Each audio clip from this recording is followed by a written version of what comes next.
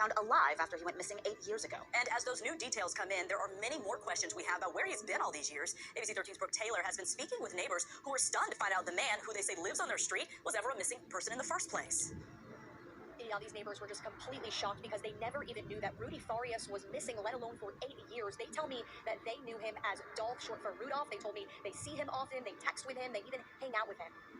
Like, I'm confused right now. I'm like, what's going on? These neighbors are shocked after seeing reports that missing 25-year-old Rudy Farias was found after missing for 8 long years. Court records reveal his mother lives a few houses down from them, and they tell us her son lives there and they hang out with him often. He used to come to my garage. Some good boys. And Chill. chill with my cousin, my son, my daughter. She's at work right now, but yeah, boy, ain't been missing since he was no. Both say they've spoken to him in the last 5 months and even text. Other neighbors say they've seen him living there for years. We were chilling, having a good time. Some days he goes to the park and sit in the park around the corner.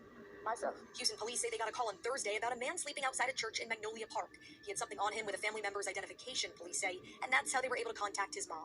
Then Texas for the Missing tweeted out over the weekend that man was Rudy Farias, who had been missing since 2015 when he didn't return back from a walk with his dogs. His mother shared pictures with ABC 13 of her son at the hospital, telling us he was found with cuts and bruises and even cried to me over the phone, saying she believed her son had been kidnapped and hasn't seen him in years. His mother told officials at the time of his disappearance that he suffered from depression and PTSD since his brother died in a motorcycle accident in 2011, something these neighbors say he spoke about. He said he had lost a brother in a motorcycle accident. I know when he's thinking about his brother, he really wouldn't come hang out. He'd go sit back there in the woods by himself. And now they're trying to wrap their heads around why he or his mom would ever say he's been missing for the past 8 years.